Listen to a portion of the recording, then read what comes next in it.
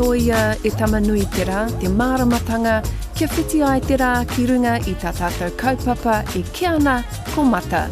Welcome to Mata with me, Mihingarangi Forbes, brought to you by Te Māngai Pāho and Irirangi Te Motu, New Zealand on Air. Later in the show, we'll discuss the scathing Waitangi Tribunal report on the government's proposed Treaty Principles Bill, the kōrero from the Koro Neihana Paipai, the restructure of Te Arawhiti and the latest appointments to the Human Rights Commission with commentators Meka Whaitiri and Hinurewa Te Hau. Engari hei huakirangi ka toro atu ki Kaipara. The Kaipara District Council has become the first local government body to scrap its Māori ward after the government passed legislation ordering councils with Māori wards to either axe them or hold a referendum in the 2025 elections. It's reported the move could cost more than $100,000 in legal costs, with the council opting to scrap the ward before ratepayers had the opportunity to cast their vote in a referendum. Ngāti Whātua are taking legal action, requesting a judicial review in the High Court. To discuss the implications for her community, I'm joined by Te Moana Nui o Kaipara Māori Ward Councillor Pera Paniora. E te tuakana tēnā koe. Can you take us through that meeting where your seat was disestablished? Yeah, so unfortunately it was disestablished. The writing was on the wall from the time that I've faced in amongst this council of elected members in the last approximately 2 years. And so it wasn't surprising for me, the decision and the outcome of that hui, but I was quite overwhelmed by the tautoko and the support that we received from all of our mana whenua, iwi and hapu during and throughout the day. For those who haven't seen those videos, talk us through the hui. So they're voting to disestablish you, but you're hearing the waiata and the kōrero from outside the windows? Yeah, it was pretty emotional for me. There was a moment there where I had my back to our mokopuna and they were, performing waiata and haka. And at that very same time, we had a Pākehā gentleman who had petitioned to have Māori wards removed in the Kaipara, and the things that he was saying, I completely disagree with. And there was a moment there where I thought to myself, what am I doing listening to this Pākehā and turning my back to my people? So I turned around and I lifted the blinds up and I let the waiata sing through, and that was a pretty powerful moment for me, because up until that moment, the rest of the elected members had tried really hard to ensure that there was no room in the building. So that building had been chosen specifically to exclude our people. The blinds were put down so that they couldn't be seen, and the windows were all closed so that they couldn't be heard. So there was a big crowd outside, Ngāti Whātua included? Yeah, I think that there were about 300 that came that day from as far as Ngāti Whātua Ōrākei, Ngāti Wai, as well as far north as Te Roroa, Ngāpuhi. And it was a real show of kotahitanga, unity and solidarity throughout that day. Did you get a chance prior to this vote to wānanga with your fellow councillors before they voted to remove the seat? Carl, no, it happened really quickly. So it was an extraordinary meeting that had been called, and we only had 2 clear working days after the agenda had been released. But as I said, from my time on the council, it was already very clear what the decision would be. I've seen a whole raft of various removals that have occurred over my time with these particular elected members, and the writing was on the wall. The newspapers had been printed. They were saying what they were going to do, and they weren't afraid to make that known. What are some of those things you're talking about, the removals of legislation and policy and things in the Kaipara community? Yeah, so there were things like right at the beginning of the term, the disestablishment of co-governance arrangements. There was unilateral terminations of MOUs and Memorandum of Understandings and mana enhancing agreements. There was the removal of te reo from official council documents and various other things, including policies that stopped Māori being able to have input into Māori names that are used in reserves or roads or things like that. Obviously, this comes at a cost to ratepayers. What might the cost be for the removal or the disestablishment of this seat? Yeah, so there were two different options in terms of disestablishing it. The council could have gone to a poll, which would have cost $5,000, or the option that was chosen on the day, which was a mini representation review, costing the council $25,000. In addition to that, because there's a judicial review proceeding in the High Court at the moment, we've been advised that that could cost a further $100,000 to the ratepayers to defend that decision, all of which is unbudgeted for. So possibly $100,000, and also it sounds like Ngāti Whātua may be taking legal action, so more costs. Yeah, absolutely. There's also costs where you lose a court case that sometimes you have to contribute to the costs of the applicant. That's also something could be on the table if the council loses this judicial review. What should Kaipara ratepayers' money be being spent on? Oh, look, it shouldn't be being spent on this. It's the cost of a poll would have been $5,000 and would have created much less work for our staff as well. So at a time when our staff should be looking at preparing our annual plan for the year as well as our district plan review, they're having to put all of that work aside to work around the clock to meet these diabolical timeframes that the government's placed on local government in order to ensure that that decision is implemented within the statutory timeframes that have been given. What do you think the outcome of a referendum might have been? That's an interesting question, because we don't know. Obviously, when the ward was established, it got so far down the process of a poll before the government changed the legislation. And again, we haven't had, we won't have an opportunity to have a poll for approximately another decade. So we'll never know. But we have approximately 40% Māori on the West Coast. It's interesting because on the west and the east we have Dargaville and Mangawhai, which are towns that are entirely opposite. You've got Dargaville that really is a small rural community, whereas Mangawhai is a playground, for the rich and retirees of Auckland. So they're worlds apart. It is a numbers game in the council. So I would have thought that a lot of our ratepayers over here on the West Coast may have voted for that ward as a seat that ensures some more representation over here on the West Coast, given that 40% of the West Coast are Māori. And so, it's likely that a representative in that Māori ward would always come from the West Coast. There's no doubt that you would give it a good go if you were to stand in a general ward seat, but why is it important for you that you represent, ngā iwi o te Kaipara? I keep on saying this. We live in a representative democracy. It's not all about, the majority rule. And it's really about a mandate and having that mandate to be able to represent and speak on behalf of Māori.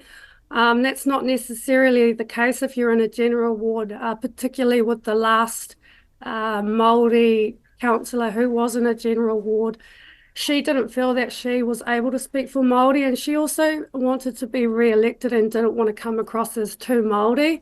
And so it really is a seat where you have the unfettered, ability to really go hard to advocate for Māori in the community as well as the community in general. You don't sound like you've been knocked down, Pera. Are you going to give it a go again? What's the future look like for you in terms of representing your people? Yeah, so there's two things. The first thing is I always seen the Māori ward, that seat, as a stepping stone. If I used it this term, I don't feel that I should sit in that seat again. That seat should be for another Māori councillor to come in and and carry on that seat. I don't know what will happen in another year's time. I'm definitely open to possibilities on Kaipara District Council, but I'm also not in a position to decide whether I will run or not. Ngā whakaaro nui ki a koe te tuakana I Pera Paniora, tēnā koe. Kia ora. Listening to that interview and here to discuss the latest in politics, I'm joined now by former Labour Party Minister Meka Whaitiri and National Party member and candidate for Tāmaki Makaurau, Hinurewa te hau. Tēnā kōrua e aku tuakana. Meka, all that hard work on Māori wards, hearing I Pera Paniora's kōrero, what did you make of it? Yeah, just first and foremost, mihi just want to mihi to I Pera. Just for, putting yourself in that position. And, we need these young leaders. So I just want to mihi to her first and foremost. It's saddened to hear what's happened to her and the decision that Kaipara District Council have taken. It's almost like going back to the past, and this is what we've seen from this government. Assimilation policies don't work. They didn't work in the past, and yet we're going back again. The one rule situation, and it's really heartbreaking to hear the good work that I Pera and the iwi up there. And let's be clear, it's the added value that Māori that sits around the table. There's been many researchers, mihi, that says that Māori aren't well engaged with councils, and hence the solution around Māori wards to create more Māori participation around council tables. But when you take Māori land incorporations, when you take Māori businesses, when you take settled iwi, they're a major economic force in local councils. And for councils like Kaipara to turn their nose up or turn their backs on, what's clearly going to develop in Kaipara, I've been up there, I've visited some of the iwi economic initiatives, and they're turning their back on it. That's going to be a loss for the ratepayers of Kaipara, in my view. What's also going to be a fright for the ratepayers in Kaipara, Hinurewa, is the 100+ possible bill they're going to get, for the decisions that they've made. Do you think that's going to impact poorly on them? Yeah, I believe it will. As a chair of the Kauri Museum in Matakohe, I go in the relationships that we endeavour to build with Tūria Hau around our culture and heritage. And the impact that has on KDC is massive, and for our communities. So, the levels to disestablish a Māori ward, it will cost both ways, no matter what you do at the end of the day. And as Meka said, it puts us back in our cultural relations with local government. We've come too far to now see, a council sort of go, no, we don't want that. I mean, I believe it's happening in Whakatane as well, but that, most of our wards through the country will still go to poll in 2025. Well, it might have been a cold day in Hotoke at the Koroneihana yesterday, but the kōrero on the paipai was tino wera. What did you make of that kōrero at Tūranga Waiwai yesterday, Meka? Consistent with the messaging that occurred at the very marae back in January when Kingi Tuheitia called his huia tau, and it's travelled to Ratana, to Waitangi, Kahungunu, and I understand it's going down to Ngaitahu. the message is simple, Māori aren't going anywhere.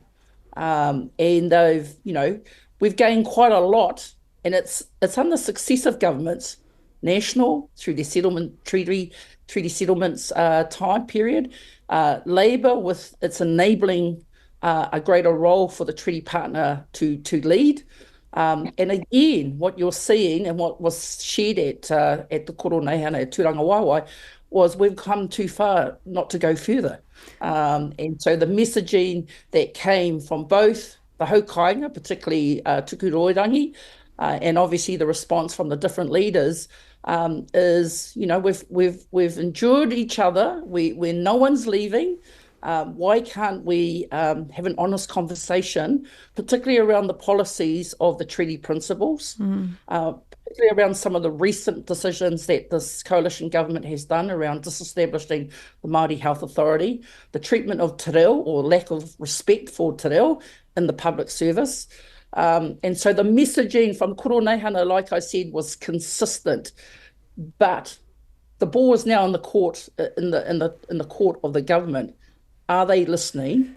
What are they going to say? And they repeated yet again, and we heard this in Waitangi, they're not supporting the treaty clause bill beyond first reading. The question is, why do they support it in the first place if they're not going to support it any further? Yeah, both significant statements there from Shane Joe's New Zealand First and Christopher Luxon, the Prime Minister, Hinurewa, in terms of making it very clear to those that were listening that they won't be supporting it. Is there any chance, do you think, for ACT Party's David Seymour's bill now? Oh, look, who knows with David Seymour? I think he will keep on pushing his own waka because he wants to push it. Personally, I hope he's feeling uncomfortable. However, I believe for me with ACT, I think there's an arrogance where they don't get it.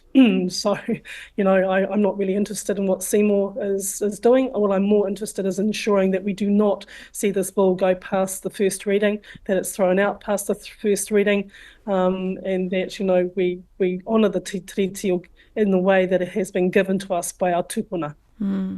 This week, you both would be aware of the Waitangi Tribunal's damning report about the Treaty Principles Bill. It said it risks destroying the very foundation of the constitutional arrangements of this country.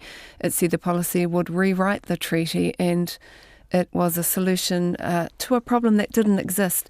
So, Meka, while the government is saying it's only committed to the first reading, can it tolerate the fallout? Well, clearly it can't, because it's coming from all sectors. Even tangata tiriti, which is really the Waitangi Tribunal, if you look at the membership on there, are all saying, if you read the text, and again, we've got to wait for the bill, but if you read the intended text that the ACT Party wants to put up, there's absolutely not a single mention of ngai Māori, the tangata whenua. There's no mention. It's taken the principles of the treaty and applied it to everybody that calls Aotearoa New Zealand home. The tribunal said the bill has provoked but united Māori in a way that's really been seen before. Hinurewa, do you think that's true? Oh, definitely. I mean, we've got Māori through the decades have shown that when things come against us around te tiriti and around, kaupapa Māori, mataronga Māori, is that we will mobilise, and that's a good thing, is that we know how to do that. I think someone made a comment on the Koro Neihana that, Māori are always at each other, but we're not. If we were, it's about being able to have your voice and your opinion and present a case, but we are very united.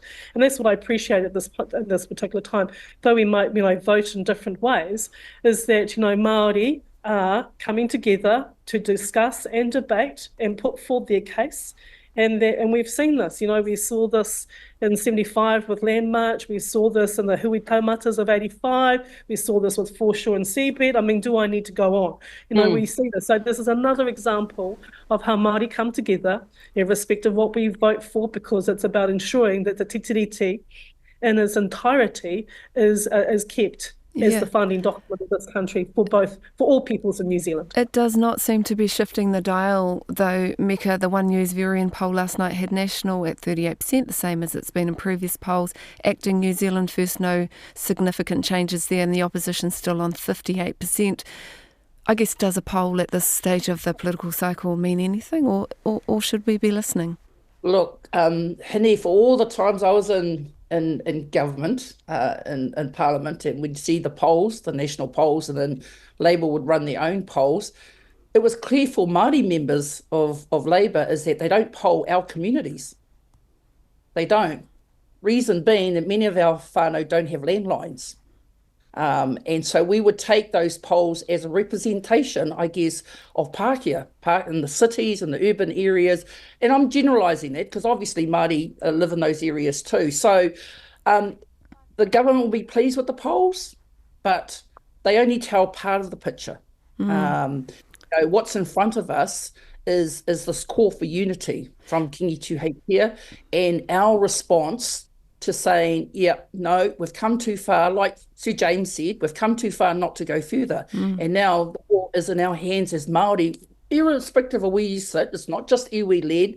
It's not just the kingitanga-led. It's every single Māori's wanting to put their hand up to say, yep, okay, enough is enough, and this is what we're going to do about it. Interesting question in there, Hinurewa, about whether the government policies were reducing or increasing racial tensions. 10% of voters felt the policies were reducing tension, while 46% thought the coalition government's policies have increased racial tensions.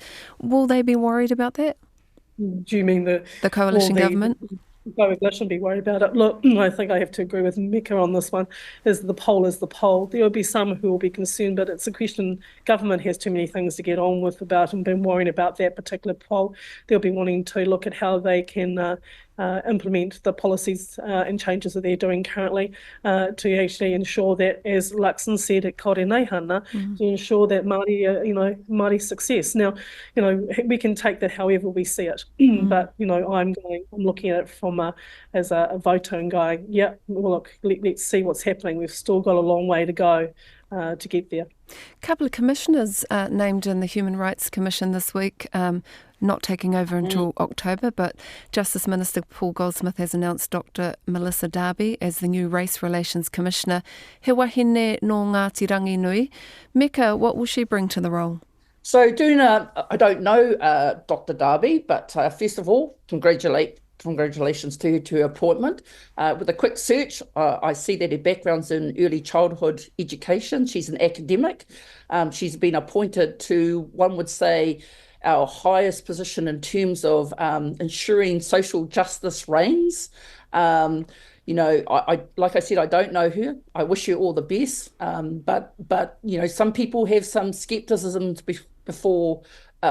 some skepticism for academics and appointments that have a national significance. And, she'll just have to bed herself in there. Dr. Rainbow, who's also the Human Rights Commissioner, apart from the statements around the Israel and Gaza conflict, I also heard him this week saying that freedom of speech should be paramount. Now, I'm not opposed to freedom of speech, but that conjures up some of Julian Batchelor's crowd in having a go at co-governance. So I'm just watching that space to make sure that, yes, you should have the freedom to speak, but not when it harms other people or does some damage. And so, good luck to Melissa. We'll have to see how they go. Can I come with you, Hinurewa, for the last kaupapa? Te Arawhiti, the Minister for Māori Development, has announced, it seems with little iwi engagement, that Te Arawhiti will be rolled into TPK. Do you think TPK has the skill set, to resource to deal with the treaty settlements, the relationships required, the technical nous, if you like? Well, look, let's face it, we've all been looking for some sort of restructure or reshape of Te Puni Kokore and Te Arawhiti at the end of the day. And Te Arawhiti being able to focus on treaty settlements, and in my opinion, personally, is I think that's a good thing. Te Puni Kokore has got some amazing skills in there, but we also know that there's duplication there. And those, who have been there for a long time would say we probably need to get back to our communities with our regional officers and focus on, our local communities and frontline services, what they need at the end of the day. So, look, I see this as a positive step, not as a negative step, and that, let's see what the transfer of functions and funding will be as they go through their due diligence process with the Public Service Commission. And, I'm going fingers crossed that we see Pūtea coming across with this restructure to ensure Māori development, Māori business gets the outcomes that they desire, so that we can be, the Māori economy can grow into that figure that our minister says, $140 billion economy that we want to ensure our people, to ensure rangatiratanga. So, let's wait and see. Ko tō tera kia tātou. Tēnā koe Meka kōrua ko Hinurewa for joining us this afternoon. Tēnā koe. Oh, mamihinu kia koe. Thank you. He kōrero kei runga, he rahu kei raro, ko tā mata he noho hei mōwhiti raro, kia kitea, kia rangona te katoa. Thank you to our manuwhiri i Pera Paniora, Meka Whaitiri and Hinurewa te hau. Ka nui hoki te whakaute ki te Māngai Pāho me irirangi te motu. Nā rawa, tēnei hōtaka i taunaki. We'll be back in a fortnight. No hora mai.